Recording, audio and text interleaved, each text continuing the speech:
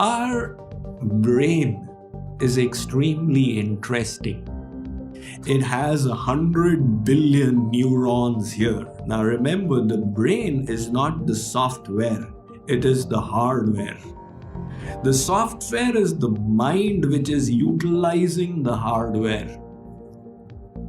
But the problem is that whenever you need to do any kind of work, the brain, to accomplish it, fires neurons in the sensory motor region, the neocortex, the prefrontal cortex, to enable you to think, to enable you to do physical activities, etc., and accomplish the task at hand. Now, the brain is a self-learning and self-programming mechanism, way beyond any of the computers that Verizon possesses. What is the nature of this human brain? When it notices that some activity is being repeated again and again and again, it creates shortcuts of it in the basal ganglia of the neurons. So those then become habits. In other words, the brain's work becomes simplified. Like, for example, the first day we started typing. The quick brown fox jumps over the lazy dog, right? So our brain exerted itself to the maximum. Where is the A? What finger should I utilize? How should I move it? However, as the brain noticed the pattern that every time A is thought, this movement needs to be done, it created a shortcut for it and stored it in the basal ganglia, making its work easier and easier. So the brain keeps on increasing its efficiency through these programs that it creates. And these are the habits until you are able to type at the speed of 80 words a minute. Now, if the brain did not have the self-programming ability, and we had to exert ourselves in typing the extent to which we did on the first day, then alongside with typing, we'd never have been able to do anything else.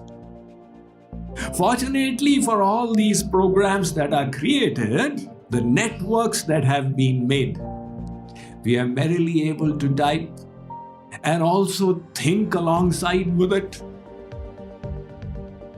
I was staying in somebody's house, and I discovered that his teenage son was studying here and looking at the TV there. I asked his father then, how in the world is he able to study while looking at the TV? He said, Swamiji, no, it's not confirmed. He told me, Swamiji, youngsters in America, they are multitasking like this. The abilities of the human brain. First day when you were driving, how difficult it was. You had to exert all your God-given intellect.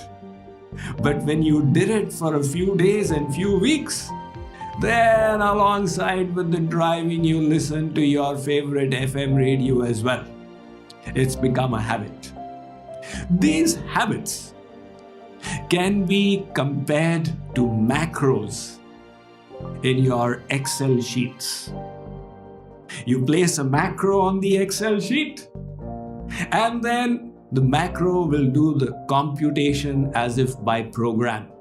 Now, in the same way, the brain will work. This is the stimulus, the cue. This is the response.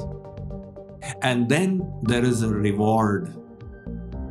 So the reward reinforces the behavior. Like, for example, if for 30 days at a stretch, when you came home from an exhausting day's work at office, and you put on the television, sat on the couch, fixed yourself hot coffee and sandwich, You repeated this work for 30 days. The brain created a program for it. So the moment you come back from office exhausted, the stimulus now is, I am back home free from that anxiety. The brain creates the desire for some gratification from TV and the urge to fulfill the desire of the palate. So the desire is created as if by habit. And when you indulge in it, the brain gets the little reward. Some feel-good chemicals, dopamine, serotonin, endorphin, which reinforce the habit. Now these habits, like I said, are like macros on the Excel sheet. The Excel sheet really doesn't care whether your macros are right or wrong. It will do its work. Similarly, the brain also doesn't care whether the habits you have installed in yourself are harmful or beneficial. The brain will do its work. And that is why it is important how we configure the network of our brain. Like I was saying, if you have configured it such that every 15 minutes your brain wants a dopamine hit, then the ability for deep work, which is so essential in your field, will be compromised. Fortunately for us, this situation can be countered, and we can reconfigure the brain. How is that possible?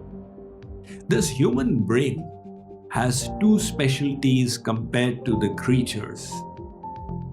The first, its proportion in weight in comparison to the body is 1/50th, much higher than all the other creatures. The second, the human brain has got a specially developed part called the prefrontal lobe of the neocortex, or simply called the prefrontal cortex. And what does this empower us to do? This is where self-control comes from. The prefrontal cortex enables us to do the more difficult thing. In other words, it gives us the ability that this is pleasurable, but I'll not do it. This is boring, and yet I will do it. So this ability of willpower is coming from the human prefrontal cortex. And you are exerting that all day long. After a wonderful, beautiful weekend that you spent at Santa Cruz, on Monday morning the mind says, I don't want to work. But you exert your prefrontal cortex. Look, if you lose the job, you're really in trouble. And it's in your interest to go whether you like it or not. So the prefrontal cortex gives us the self-control, which enables us to do unpleasant things, difficult things, forcing us into it. It has got 3 partitions. I won't, I will not do this. I will do this. I value activity, and I want. What is my ultimate goal? Awareness of that purpose. So the trick then is to utilize the power of the prefrontal cortex in reconfiguring our mind. How do you do that?